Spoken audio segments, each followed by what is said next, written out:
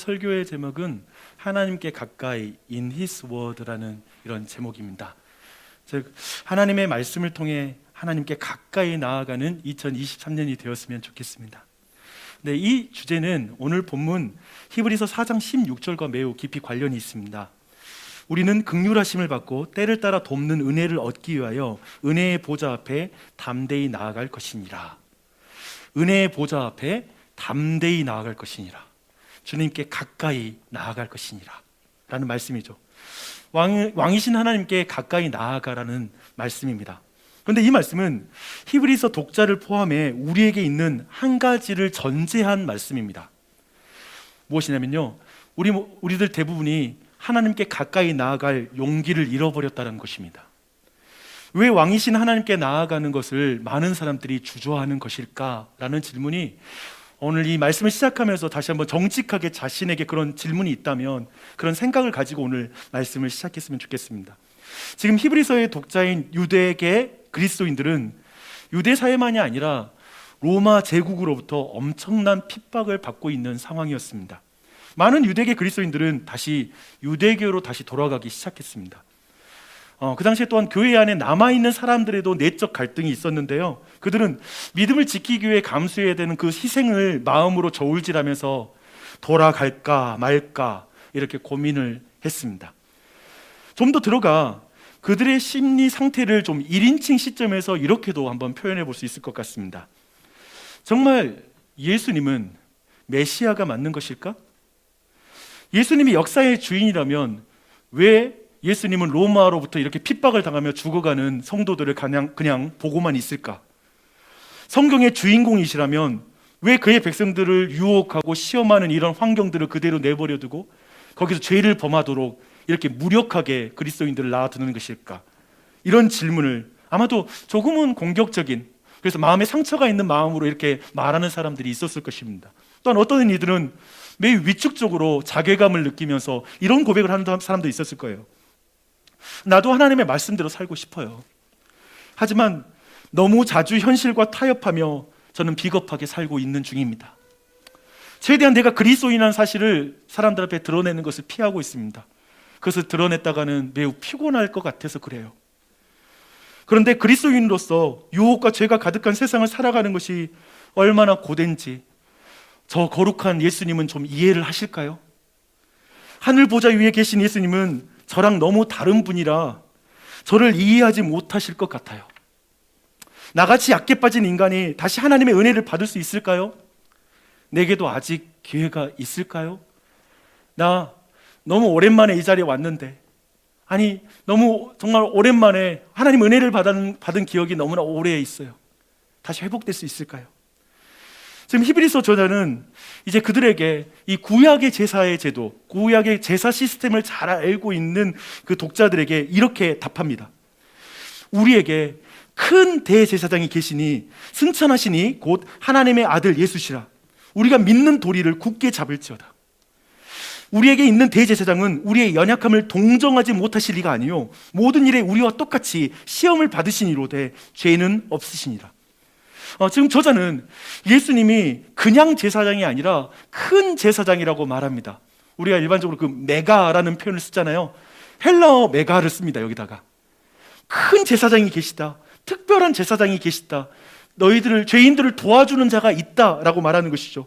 그분은 우리의 연약한 부분을 알고 계시는 특별한 제사장인데, 왜냐하면 그분은 우리와 똑같이 시험을 받으신 분이시기 때문이다 라고 이렇게 말하고 있습니다. 저자는 이런 예수님을 근거로 16절의 말씀을 이어서 이렇게 말합니다. 그러므로, 중요하죠? 그러므로 긍휼하심을 받고 때를 따라 돕는 은혜를 얻기 위하여 은혜의 보좌 앞에 담대히 나아갈지니라 라고 말씀합니다. 그런데 많은 이들이, 오늘날 여러분은 혹시 그런지 한번 확인해 보세요. 14절과 15절, 즉 예수님이 대제사장이 된다는 사실과 지금 그러므로 하나님의 은혜의 보좌 앞에 나아가는 이 말씀이 연결이 되지 않는 분들이 계십니다. 이렇게 말할 수 있겠죠. 예수님이 사람이 되셨다는 거 믿습니다. 그리고 시험을 받으신 것도 알겠어요. 그런데 그분은 죄는 안 지었잖아요. 또 그분은 분명 나처럼 약한 분은 아니시잖아요. 그분이 정말 나를 동정할 수 있는 분이 될 수 있을까요? 진짜 나의 이 연약함 가운데 있는 이 자괴감과 죄를 짓고 났을 때 이 죄책감을 그분이 정말 동정할 수 있을까요? 그분이 정말 나를 도우실 수 있는 분일까요? 라는 생각에 대한 확신이 안 드는 것이죠. 그래서 오늘 어쩌면 이 예배당 안에서도 우리 안에 지금 나는 자신이 없다, 하나님께 나아갈 자신이 없다라고 스스로 말할 수가 있습니다. 근데 이제 마태복음 4장 1절로 11절 말씀으로 넘어가서 예수님이 우리와 똑같이 시험 받았다라는 의미가 무엇인지를 함께 살펴보도록 하겠습니다. 그리고 그분이 우리의 연약함을 동정하시는 분이라는 의미 또한도 살펴볼 것이고요. 그리고 시험 속에서 죄를 범하지 않는 분이기 때문에 우리를 진정으로 도울 수 있는 분이라는 사실, 그 복음을 한번 살펴보도록 하겠습니다.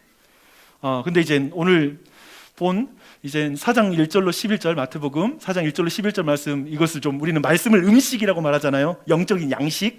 근데 이 양식을 먹기 전에 기본적인 좀 세팅이 필요해요.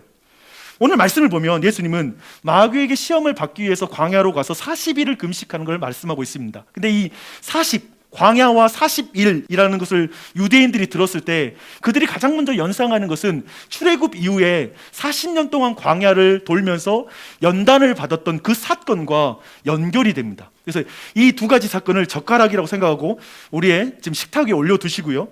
이제 두 번째 살펴볼 부분은 뭐냐면, 또 하나는 마귀에게 시험을 당했다라는 이 부분인데요. 이 부분은 우리는 본능적으로 성경을 조금 알고 있는 그리스도인이라면 창세기 3장에서 처음 마귀가 시험했던 사건과 또한 연결시켜야 됩니다. 이 부분을 숟가락이라고 생각하고 또 한번 그 우리 식탁 위에 올려놓으면 됩니다. 그리고 마지막으로 세팅할 게 한 가지 더 있습니다. 그 뭐냐면, 지금 이 모든 사건을 누가 주도하고 있는지를 성경에서 우리가 살펴볼 필요가 있다는 것입니다. 4장 1절에 보니까요, 매우 흥미로워요. 성령 하나님이 예수님을 광야로 이끌어가서 시험받는 자리로 이끌어가는 걸 우리가 보게 됩니다. 이 말은 굉장히 중요해요. 그냥 시험을 당한 게 아니라요, 시험을 받으러 가게 된 것이죠. 이걸 통해서 우리에게 말하는 건, 이 시험을 통해서 지금 마태복음은 예수님이 누구시며 예수님이 우리 인류에게 어떠한 일을 행하고자 오셨는지에 대한 좀 더 근본적인 문제에 대한 답을 주는 말씀으로 이 모든 과정을 이끌어가고 있다는 이 흐름을 주목하면서 여러분 이제 말씀으로 들어갈 필요가 있습니다. 여러분 모두 음식 나오기를 간절히 기다리는데 세팅 시간 길어버리면 너무 짜증나잖아요. 근데 굉장히 길게 지금 이야기를 좀 나눴습니다. 하지만 어떤 음식이든 숟가락, 젓가락, 또 그릇이 없이 어찌 음식을 제대로 음미할 수 있겠습니까? 그래서 오늘 방금 세팅해 놓았던 걸 또 사용할 테니까요. 이제 본 요리 3가지로 본 요리 나오겠습니다. 미리 말씀드리지만 첫 번째 요리, 첫 번째 시험을 좀 더 자세하게 설명을 드리겠습니다. 그리고 나서 두 번째, 세 번째 시험은 좀 약간 빠른 속도로 음식을 내오는 걸로 하겠습니다. 그래서 여러분이 개인적으로 그 부분은 돌아가서 좀 더 정리하는 시간을 가져도 좋을 것 같습니다.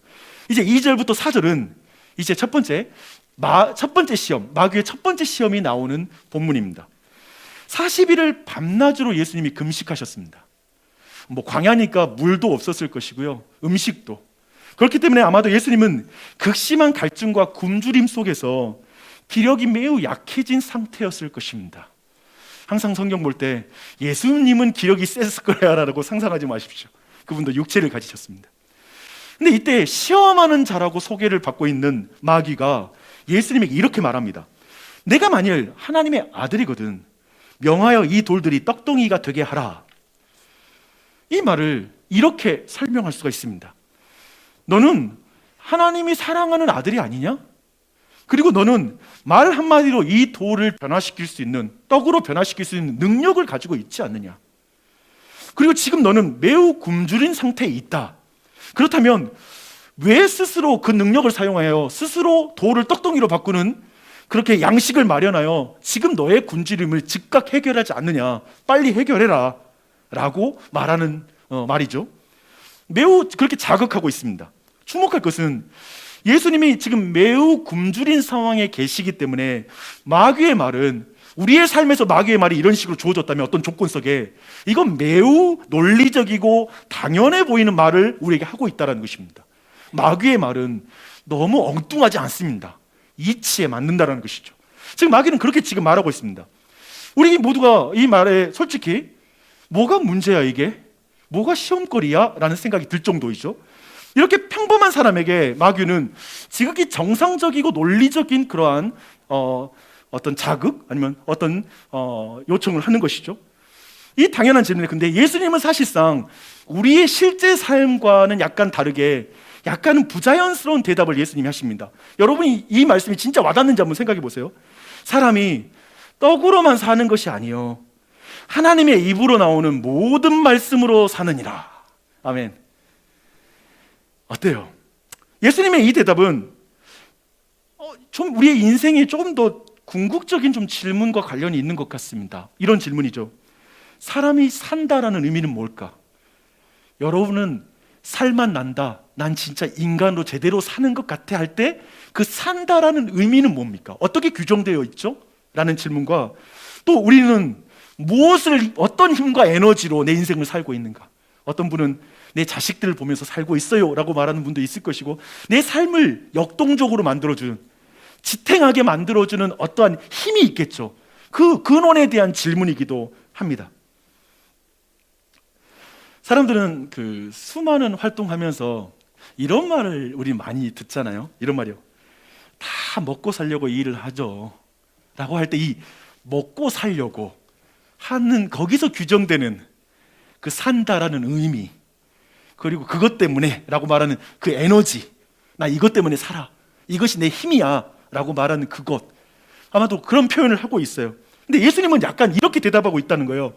사람은 스스로 수고하여 얻은 양식을 먹음으로써만 산다라고 말할 수 없습니다. 또한 인생은 그 양식을 소화시켜서 얻는 힘으로만, 어떤 그 에너지로만 살아낼 수 있는 성격이 아닙니다.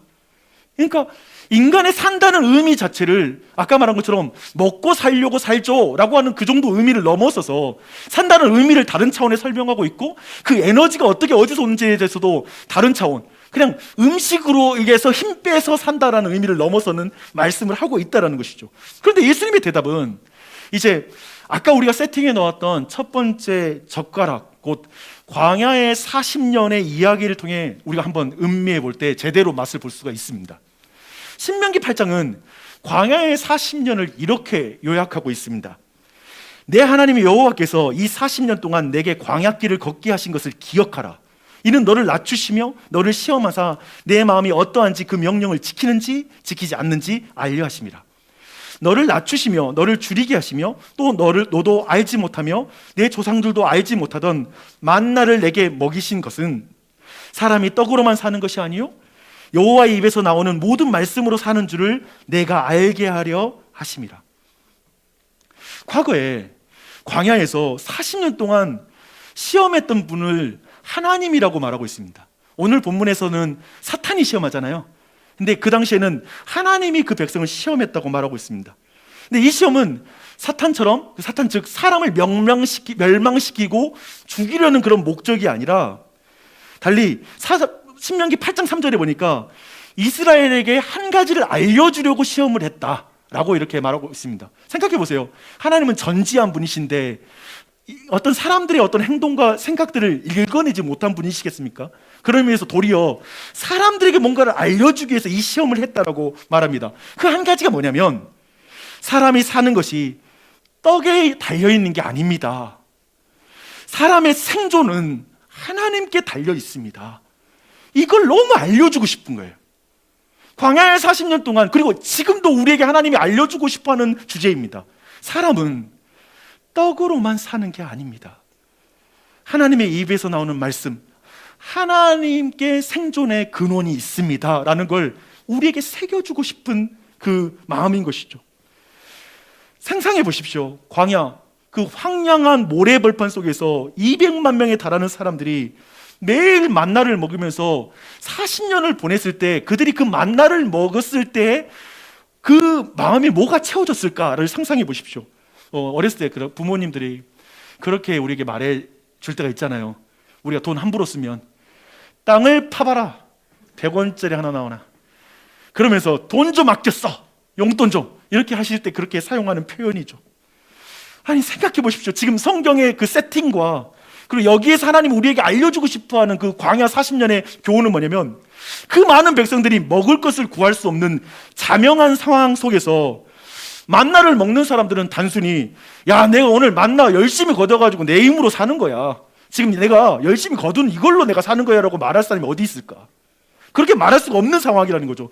단지 만나가 육체적인 허기만을 채워주는 그런 만나가 아니었다는 것을 우리는 분명히 알 수가 있고, 그들은 자신들을 구름 기둥, 불 기둥, 만나로 돌보시는 그 하나님의 사랑과 긍휼과 그 자비까지 함께 받아 먹고 있다는 사실을 인식하게 돼야 된다는 것이죠.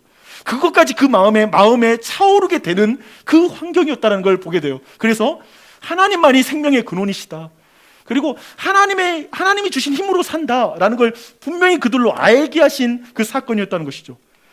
근데 여러분 아세요? 광야에서 죽어간 출애굽 1세대들은 광야에서 이 모든 걸 경험하면서도 그들이 죽을 때까지 모세에게 이렇게 말합니다. 우리를 죽이려고 여기까지 끌고 왔느냐? 야, 이게 최선이냐? 이게 당신이 말한 하나님의 인도하심이냐? 그리고 이게 하나님의 백성의 삶이냐? 이 광야에서 이렇게 사는 거? 싫다, 싫어. 그들은 끊임없이 애굽에서 먹었던 그 음식과 집을 끊임없이 그리워합니다. 그래서 다시 돌아가고 싶어해요. 계속해서. 이 상태는 정확하게 이런 상태죠. 야, 필요 없고 사람은 떡으로만 사는 거야. 떡으로 사는 거야.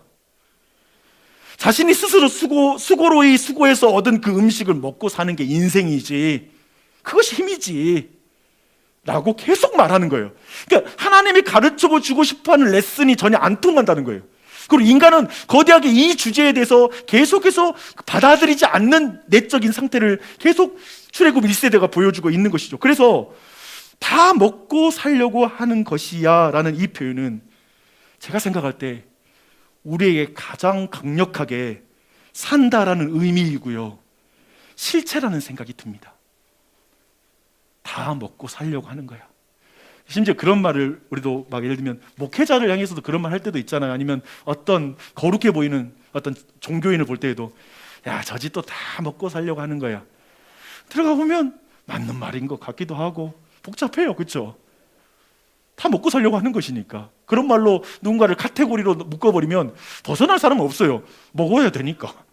그런 것 같아요. 근데 제가 이 실체, 이게 실체라고 말하는 말은 뭐냐면 사실상 교회 안에 있는 이들에게도 다 먹고 살려고 하는 거야는 실질적으로 영향을 미치고 있는 내용이라는 것입니다. 이게 첫 번째 함께 봤던 그 첫 번째 세팅으로 살펴본 거고요. 두 번째 세팅, 창세기 3장으로 한번 이 부분을 볼까요? 마귀의 최초의 시험을 한번 보겠습니다. 마귀는 이렇게 말합니다.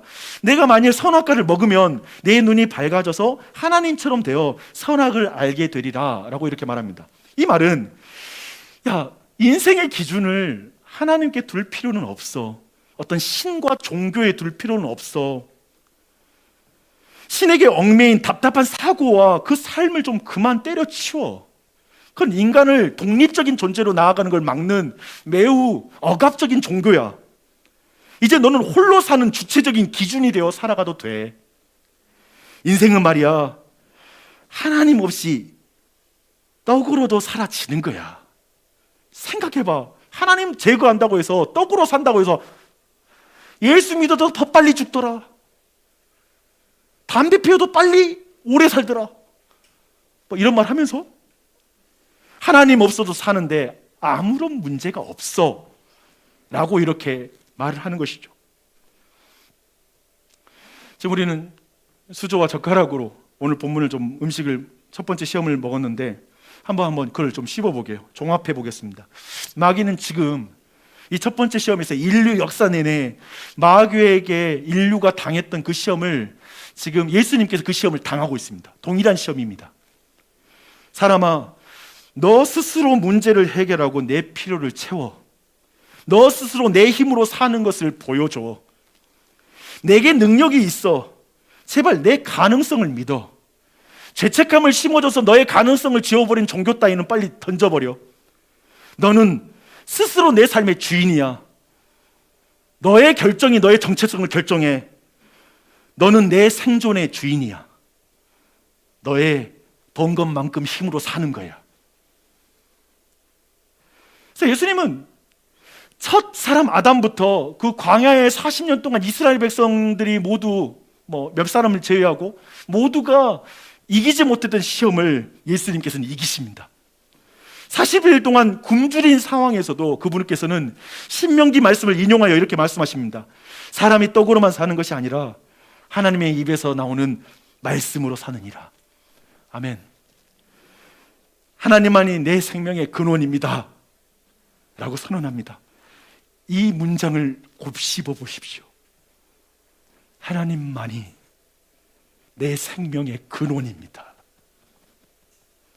근원입니다. 두 번째 시험을 보겠습니다. 마귀는 한 번 이제 예수님께 당했잖아요. 근데 한 번 당했다고 포기 안 해요. 여러분 기억하세요. 마귀는 포기 안 합니다. 마귀는 이제 거룩한 성 예루살렘, 특별히 하나님의 임재가 있는 성전 꼭대기에 예수님을 세웁니다. 그리고 예수님께 이렇게 말합니다. 만일 하나님의 아들이거든 뛰어내리라. 그리고 나서 마귀가 시편 91편 인용해서 이제 설교를 합니다. 여러분 기억하세요. 마귀도 설교를 합니다. 마귀도 성경 인용을 합니다. 그래서 시편 91편 9절을 보니까요 이렇게 말합니다. 지존자를 너의 거처로 삼았으므로 화가 내게 미치지 못하며 재앙이 내 장막에 가까이 오지 못하리니 그가 너를 위하여 그의 천사들을 명령하사 내 모든 길에서 너를 지키게 하심이라 라고 말하고 있습니다. 이 말씀은 지금 나의 생존은 오직 하나님 안에서만 가능하오니 나는 항상 주의 집, 주의 거처, 주님 안에 거하는 것을 주님께 가까이 나아가겠습니다 라고 말하는 사람에게 주어지는 시편 91편이에요. 그 약속이에요. 너를 지켜줄게 라는 약속입니다. 이렇게 보면 지금 보세요. 지금 마귀가 세팅되기 잘해요. 지금 이 장소가 뭐냐면 성전 꼭대기예요. 아버지의 집, 성전은 하나님의 집이잖아요. 그 하나님의 집 꼭대기에 아들이신 예수님을 세우고 그리고 나서 시편 91편 인용해가지고 기가 막힌 설교를 하는 것이죠. 마귀의 설교가 너무 은혜롭지 않으세요? 여기서 은혜 받으면 큰일 납니까? 그렇죠? 근데 솔직히 말하면 마귀가 말해서 문제가 되는 느낌이지 아마도 문제가 전혀 없어 보이는 본문, 어떤 그런 질문처럼 느껴지지 않습니까? 아마도 그래서 저도 힘들었지만 여러분들 이 본문 두 번째 시험 이런 거 볼 때 도대체 뭐가 뭔지 몰라. 그렇죠? 왜 뭐가 이렇게 특별하게 문제가 되지? 라는 생각을 했을 수 있습니다. 그렇다면 우리가 볼 거 뭐냐면 여기에서 마귀의 간교한 의도가 무엇인지를 주목하는 것이죠. 그의 의도는 뛰어내리라고 말하면서 마귀가 했던 말에 많은 정보가 있습니다. 너는 하나님의 사랑하는 아들이잖아. 그렇다면 하나님이 너를 건져주실 거야. 받아주실 거야. 한번 뛰어내려서 확인해봐. 정말 하나님이 너를 사랑하는지를 한번 확인해봐. 이런 말을 한 것입니다. 이 말을 한마디로 말하면 이거예요. 하나님을 시험해봐. 오늘 본문의 뒤에 보면은 하나님을 시험치 말라라고 예수님이 해석해 주시거든요. 그러니까 정확하게 하나님을 시험해봐라고 한 거예요. 하나님이 정말 너를 사랑하는지 사랑하지 않는지를 확인해봐 라고 말하는 것이죠. 이것은 교묘하게 하나님에 대한 의심과 불신앙을 불러일으키는 말입니다. 그걸 알려면 우리가 이제 창세기 3장을 한번 넘어가 보게요. 첫사람에게 했던 마귀의 시험을 한번 생각해 보십시오. 그때 뭐라 하면 이 열매를 따 먹으라 라고 이렇게 충동하고 나서 마귀가 이렇게 대강 말하는 거죠. 따 먹어도 괜찮아. 안 죽어. 이 열매는 너를 죽이는 것이 아니라 도리어 너의 눈을 밝게 해줄 것이고 너는 이전에 그 신의 어떤 거짓말에 무지의 상태로 있었던 상태에서 인라이트먼트라고 그러잖아요. 그렇죠? 계몽되어서 이제 깨어나서 너가 하나님처럼 선악의 기준이 될 것이고 정말 너가 하나님처럼 될 거야. 지적인 혁명을 경험하게 될 거야. 생각해봐. 하나님이 정말 너를 사랑한다면 이런 열매를 먹는다고 너를 죽인다면 그게 선한 하나님이 맞을까? 그렇지 않아요? 이건 여러분이 막 기독교에 대해서 갖고 있는 질문 아니에요? 아니 도대체 열매 하나 먹었다고 사람을 죽인다면 야 그런 하나님 안 믿겠다 라는 생각이 들죠. 교회 밖에서도 사실 이러한 내용들로 기독교의 교리를 비웃을 수밖에 없습니다. 이해가 되는 대목이 있어요. 이런 것이죠. 야 우리에게 말할 수 있죠. 야 신이 있다고 치자. 그래 너가 말하는 하나님이 있다고 치자.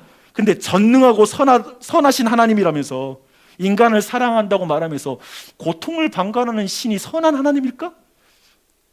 예수를 믿지 않는 사람을 지옥으로 보내는 신? 아이고. 예수 안 믿는다고 지옥으로 보내? 그 신이 선한 하나님이실까? 정말 인간을 사랑하는 신일까? 최소한 기독교의 신이 선하다고 너는 정말 믿는 거지? 나 개인적으로 너 평소에 만날 때는 굉장히 이성적이고 괜찮은 너라고 생각하는데 너가 예수 믿는다고 해서 깜짝 놀랐어. 도대체 그런 신을 믿는다는 게 믿어지지가 않아. 신이 십자가에 죽는 그 우스꽝스러운 그 이야기를 정말 믿어? 그게 선한 하나님이야? 즉 정리해 보십시오. 마귀는 끊임없이 삶의 환경 속에서 하나님의 선하심을 의심하게 만듭니다. 그렇게 우리를 충동합니다. 하나님을 시험하는 생각과 행동을 하게 만듭니다. 예수님은 마귀의 이 의도를 정확히 꿰뚫어 보시고 신명기 6장 16절을 인용합니다. 너희가 마사에서 시험한 것 같이 너희의 하나님 여호와를 시험하지 말라. 이것도 광야에 있었던 지역이거든요. 마사, 충돌하다라는 뜻인데요, 거기서 무슨 일이 있었냐면 물이 없어요. 그러니까 물이 떨어졌어요. 그 상황 속에서 사람들이 원망하고 부딪히게 되죠. 근데 그때 그 시험하다라는 의미를 뭐라고 설명하냐면 여호와께서 우리 중에 계신가 안 계신가를 시험해 보자는 거예요. 그러니까 그것을 시험한 거예요. 보니까, 왜냐면 물이 없는 것을 보니까 하나님 우리와 안 계신 게 분명해. 내 삶의 환경을 보니까, 내 가정이 이렇게 된 거 보니까, 내 인생이 이렇게 오는 거 보니까 하나님은 내 삶에 안 계셔 라고 말하는 거예요. 그걸 시험해 본 거예요. 이제 마지막, 이제 두 번째 시험을 좀 살펴봤습니다. 마지막 시험을 보겠습니다. 마귀는 자신을 이제 경배하는 조건으로 세상 모든 나라의 영광을 주겠다라고 이렇게 조건을 겁니다. 마귀는 세상의 영광을 향한 욕망을 자극합니다. 이게 핵심입니다. 세상의 영광을 향한 욕망을 자극하는 것. 동서고금을 막론하고 세계를 얻기 위해, 세상을 얻기 위해, 동양적 표현은 천하를 얻기 위해, 생각해보면 가장 유한 표현으로 종교적으로는 마음의 수양을 하며 우주를 마음에 품는 그런 운동도 있었고요. 이 반대편에는 피비린내 나는 전쟁을 벌여서 천하를 얻고자 하는 도모가 있었을 것입니다. 이데올로기든 총칼이든 종교이든 정치든 세계를 얻기 위한 몸부림이 우리가 살고 있는 세상에는 가득합니다. 세상을 얻고 싶죠. 세상의 영광을 갖고 싶죠. 어떤 좀 개인적으로 들어가 볼까요? 작게는 우리 각자가 가정 안에서 소확행이든 고위직에 대한 야망을 가지고 가족을 희생시키는 삶을 사는 사람이든, 그냥 나 물질적인 욕심 크게 없어요 라고 말하는 사람이든, 솔직히 나 물질적인 욕심 많아요, 그냥 내 욕망에 충실해서 돈 열심히 벌게요 라고 말하는 사람이든, 모두가 이 세상의 영광을 향한 욕심의 변주 안에서 살아갈 것입니다. 저 역시 그러고요. 저 이스라엘 백성은 있잖아요. 어떻게 보냐면, 재밌는 이제 광야 이야기로 들어갈게요. 젓가락 좀 잡아보게요. 저 백성은 광야에서 고기를 먹고 싶은 욕망이 한번 그들에게 자극되었어요. 고기가 그렇게 먹고 싶은 거예요. 누군가에게는 너무나 사소하고 하찮아 보이는 욕망이죠. 근데 제게는 민감해요. 제가 고기 좋아하는데. 근데 여러분 다 달라요. 우리 모두는 욕망하는 게 달라요. 조금씩. 그렇죠? 그런 의미에서 각자가 뭐 먹고 싶은 욕망이 있는데 그 욕망을 역제해주면서 이스라엘 백성이 하나님께 원망을 합니다. 근데 흥미롭게도 하나님이 메추라기를 주거든요. 메추라기, 근데 성경의 표현을 보면 이렇게 표현돼요. 메추라기 고기를 이 사이에 물고 씹기도 전인데 죽임을 당해요. 하나님의 심판을 당하는 거예요. 그리고 그들이 묻힌 그 장소를 민수기 11장 34절을 보니까요, 기브롯 핫다와라는 이름을 붙입니다. 그 이름 뜻이 뭐냐면 욕망의 무덤입니다. 욕망의 무덤. 제가 그 묵상하는데 이런 생각이 들었어요. 이 세상은 욕망의 무덤 아닐까? 어쩌면 공동묘지에 가서 보는 그 장소도 욕망의 무덤이 아닐까? 아마 어떤 사람은 나 천하를 다 얻은 것 같아 라고, 은행에 잔고가 차오르고 어떤 내 삶의 조건이 올랐을 때 나 이제 이 세상을 다 얻은 것 같아 라고 생각했던 사람이지만, 성경의 말씀이 이렇게 말하죠. 그날 밤에 너의 생명이, 너가 죽게 된다면 그것이 허망한 일이 아니겠느냐라고 성경은 말하죠. 천하를 얻었어. 아직 내 입에는 아직 고기를 충분히 넘기지도 않았어. 내가 욕망했던 걸 충분히 누리지도 못했어. 그런데 그냥 죽어. 그냥 그렇게 사라지는 게 인생이 아닌가. 그것이 바로 우리의 인생이 아닌가, 욕망의 무덤이 아닌가라는 생각이 듭니다. 하와는 이 열매를 먹으면 내가 하나님처럼 되리라 라는 이 뱀의 꾀임에 넘어갑니다. 하나님처럼 되고 싶은 그녀의 욕망이 그녀의 무덤이 되는 것이죠. 그렇게 되어 왔어요. 그래서 지금 마귀는 이렇게 말합니다. 내가 하나님의 아들이라면 너의 신분에 어울리는 권세를 가져야 되지 않겠어? 너에게 알맞은 영광을 얻는 것이 맞지 않겠느냐? 나에게 절하면 내가 이 모든 걸 너에게 주겠다라고 이렇게 말합니다. 이 유혹은 예수님 편에서, 하나님의 계획을 다 알고 있는 예수님 편에서는 이러한 말로 들리는 것이죠. 야, 너에게 십자가 없는 영광을 줄게. 편한 길을 줄게. 능력이 있으니까 쉽게 가는 거야. 그게 지혜로운 길이 아니겠어? 하나님이 아니라 나와 손만 잡는다면 내가 너를 훨씬 더 빠르게 세계의 모든 것을 영광을 너가 취하게 해줄게 라고 이렇게 말하는 것이죠. 영광을 손쉽게 얻고 싶어하는 욕망을 자극하는 것이고, 그것이 세 번째 유혹의 본질입니다. 영광을 손쉽게 얻고 싶어하는 욕망 자극. 그래서 이것은 늘 우리를 오늘날에도 유혹하는 것입니다. 내가 하나님을 이렇게 믿는 게 맞는 것일까? 어차피 세상은 악하고 멸망할 뿐인데 나은 사람 이렇게 신앙적으로 양심적으로 산다고 해서 뭐가 유익해? 그냥 피곤할 뿐이지. 그리스도인으로서 품고 살아야 할 인생의 목표, 목적이 꼭 교회 안에서 아니면 이 세상에서 그 하나님이라는 말씀 안에 갇힐 필요가 있을까? 그냥 내 인생 자체로서 내가 즐기고 누릴 건 없단 말이야? 이 세상에 이렇게 누리고 즐길 수 있는 것이 이렇게 많은데 좀 쉽게 사는 게 맞지 않을까? 좀 다르게 말하는 이 교회는 뭔가 틀린 것 같은데 다른 길로, 다른 교회로 옮겨볼까? 아니면 어떻게 다른 길로 가볼까? 하나님은 정말 내가 좀 그렇게 사는 것, 그런 거 싫어하는 분이실까? 하나님이 나를 사랑한다면, 나도 내 자식이 살아간다면 자식이 쉽게 가는 걸 좋아하지, 나는 내 자식이 좁은 길 가는 거 싫어할 것 같아. 근데 하나님은 나를 정말 사랑한다면 왜 이렇게 좁은 길을 가라고 하는 거야? 예수님은 신명기 6장 13절을 인용하여 대답하십니다. 내 하나님 여호와를 경외하며 섬기며 그 이름으로 맹세할 것이니라. 예수님이 이 말씀을 살짝 바꿔서 이렇게 말합니다. 내 하나님 여호와를 경배하고 다만 그를 섬기라. 내 하나님 여호와를 경배하고 다만 그를 섬기라 라고 말하고 있습니다. 사랑하는 여러분, 예수님은 이렇게 우리와 똑같이 시험을 받으셨습니다. 똑같다는 의미를 이해하시겠죠? 똑같습니다. 이 범위 안에 우리의 모든 시험이 아마도 대부분 있을 것 같습니다. 이제 서론에서 제기한 질문을 중심으로 전체 메시지를 간략하게 정리하겠습니다. 예수님은 우리와 똑같은 시험을 받으셨기에 우리의 연약함을 동정하시는 분이십니다. 그리고 시험 속에서 죄를 범하지 않으시는 분이시기에 우리를 진정 도울 수 있는 분이십니다. 이것이 어떤 의미인지를 이제 나누겠습니다. 예수님은 사실 자신이 직접 죄를 짓고 그 죄책감을 느끼실 수 없는 분이십니다. 왜냐하면 그분은 죄를 지은 적이 없으니까요. 그분과 죄의 관계 안에서 죄책감을 느낄 수는 없습니다. 예수님 또한 스스로 영적으로는 그분은 연약한 분이 아니십니다. 그래서 우리는 좀 영적으로 연약하기 때문에 우리가 의미해서 내 자신의 영적 연약함으로 느끼는 그 연약함에 대한 비참함은 예수님은 느낄 수 없는 것이 맞습니다. 그런데 예수님은, 우리의 대제사장께서는 죄책감을 느끼는 자녀의 고통을 느낍니다. 내 자녀가 느끼는 고통을 느끼십니다. 자녀들이 짊어진 죄의 짐을 대신 짊어지셨습니다. 예수님은 죄책은 짊어지셨습니다. 죄가 얼마나 무거운지는 아십니다.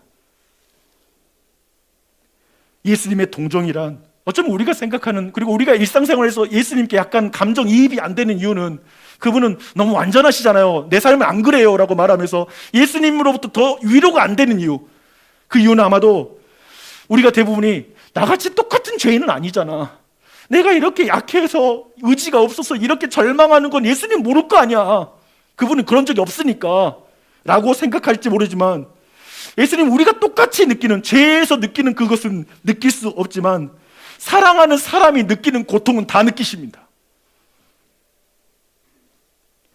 그래서 예수님은 아기로 태어나 인간이 경험한 모든 과정을 직접 체휼하시고 진정 사람으로 사셨습니다. 또한 동일한 시험을 당하셨습니다. 그런 생각이 들었어요. 우리가 일명 기독교에서 말하는 복음, 예수님이 당신을 위해서 죽으셨어요. 그 예수님 믿으면 구원 받아요. 딱 이 정도로 머문다라면, 그래서 천국 가요, 예수님 믿으면, 이 정도로만 머문다라면, 사실 저는 예수님이 성인으로 오셔서 십자가에 달려 죽으시면 끝났을 거라고 생각합니다. 그런데 왜 예수님이, 하나님이 아기로 태어나고, 그리고 가장 가난한 장소로, 그리고 가장 비참한 장소일 수 있는 말구유에서, 그 마구간에서 태어나셔서 성장하셨을까? 그분은 참으로 우리를 이해하는 분이십니다. 성장의 과정 가운데 있었던 모든 가난을 경험하신 분이십니다. 그분 그 과정 속에 사람들과 느꼈던 모든 감정을 다 느끼십니다. 사람들이 얼마나 악한지도 느끼십니다. 억울한 일도 당하셨습니다. 모함도 당하셨습니다. 오해도 받으셨습니다. 우리 모두 가장 부인하기 힘든 건 내 자신을, 자기 증명을 부인하는 게 어렵지 않습니까? 나 이런 사람인데 오해하고 있어, 답답해서 잠을 못 자는 주제 아닙니까? 예수님은 자기를 증명할 기회 앞에 침묵하셨습니다.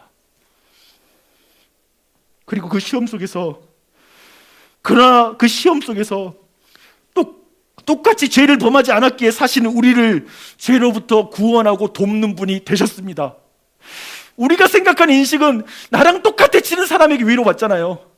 그리고 와서 죄 지었어, 나도 똑같은 죄 지었다, 위로돼, 동감된다, 동정한다, 그거잖아요.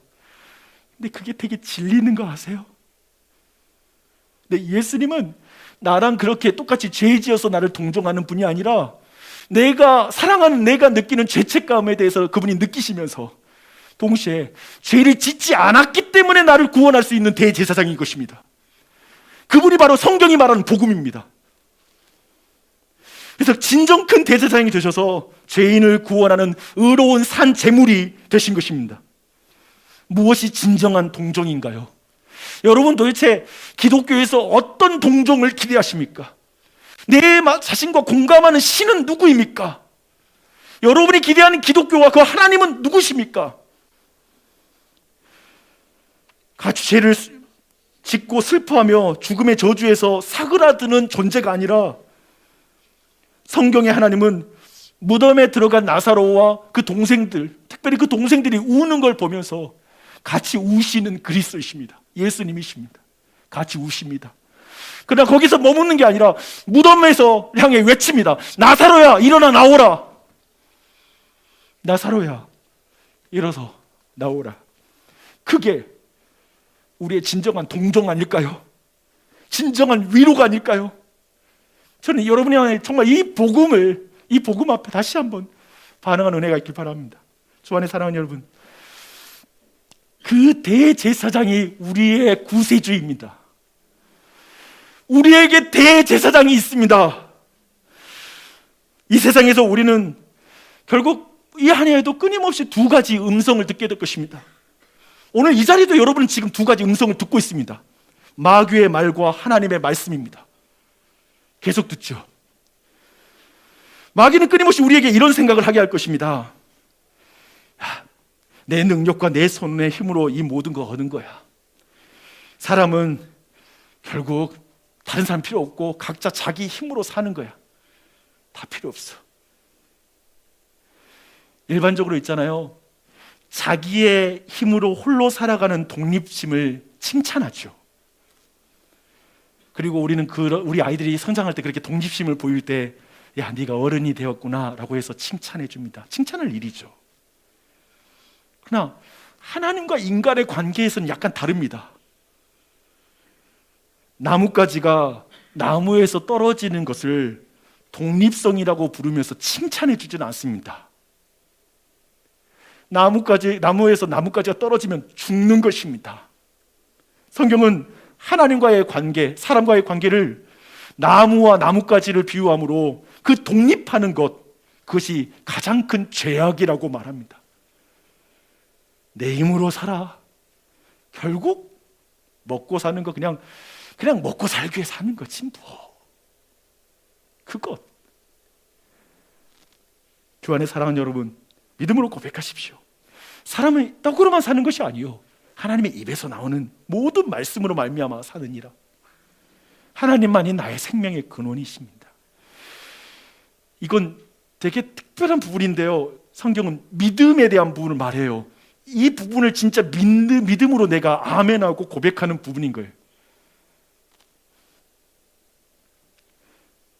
사탄은 근데요, 하나님만을 힘입어 살려는 자를 마귀는 가만히 두지 않습니다. 어렵고 험악한 환경을 통하여 낭떠러지에 세워서 악한 생각으로 직접 우리에게 속삭이는 거짓말로 하나님의 선하심을 의심하게 만들 것입니다. 이 안에도 그런 일이 많을 거예요. 하나님의 선하심을 의심하게 만드는 일을 계속 우리 안에 행할 거예요. 끝없이 포기하지 않고 쉬운 신앙생활, 타협의 길, 세상의 영광을 제시하며 우리의 욕망을 계속해서 자극할 거예요. 신앙생활 그렇게 안 해도 돼. 아유, 그렇게 피곤하지 않아도 돼. 쉽게 가. 괜찮아. 하나님 사랑이시잖아. 괜찮아.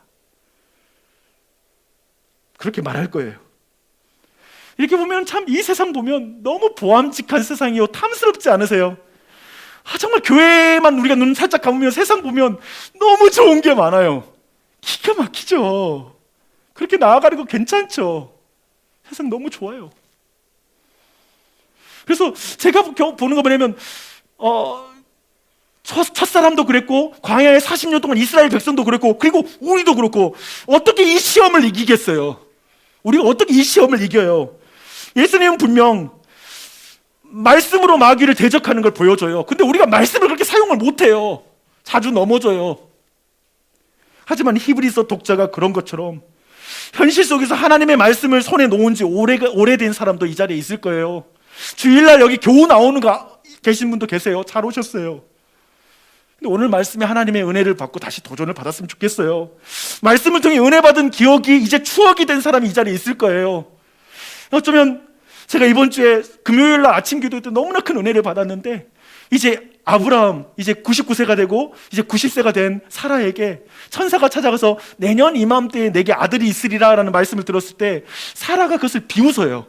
피식하고 비웃어버려요. 뭐냐면 젊었을 때 노력한 거예요. 아들 낳으려고 노력했어. 근데 안 된 거야. 이렇게 인생의 실패의 기억과 좌절의 기억이 쌓이면 사람이 하나님의 말씀에 대해서 피식거려요. 근데 그날 말씀에 막 회개한 거예요. 뭘 생각했냐면 나도 비웃는 사람 아닌가. 뭐냐면 제가 보니까 내 안에 변화 안 되는 게 있더라고요. 그래서 이건 평생 내가 가지고 가야 되나 보다. 내 안에 이 죄는 내가 계속 짊어져야 되나 보다라고 하나님의 말씀에 피식하고 있는 부분이 내게도 있더라고요. 그래서 다시 하나님과 어떻게 친밀한 관계 맺을 수 있겠어? 나를 통해 어떻게 말씀의 열매가 맺는 게 불가능하지라고 이렇게 말씀을 피식거릴 수 있어요. 그들에게 저는 이 복음을 전하고 싶어요. 그렇게 너무나 지금 절망하는 분이 계시다면 이렇게 말해주고 싶어요. 당신에게 큰 대제사장이 계십니다. 기독교는 내가 큰 존재가 되는 것이 아니라 큰 대제사장을 만나는 곳입니다. 우리와 동일한 시험을 당했기에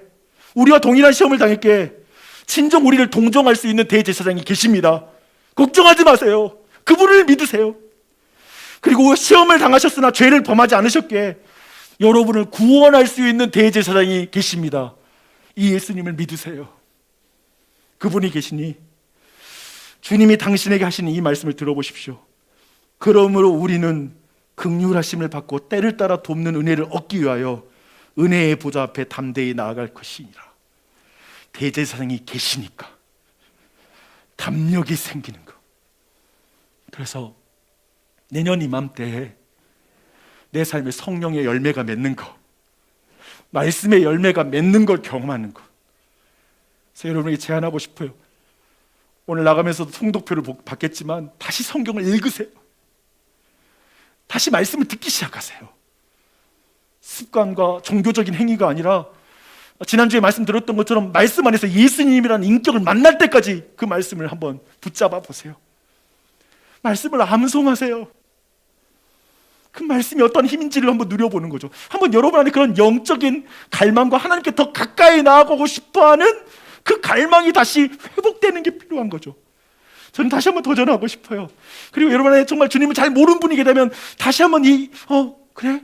한번 더 알아가 봤으면 좋겠다라는 그런 마음을 한번 가져봤으면 좋겠어요. 그 자리에 다시 한번 초대하고 싶어요.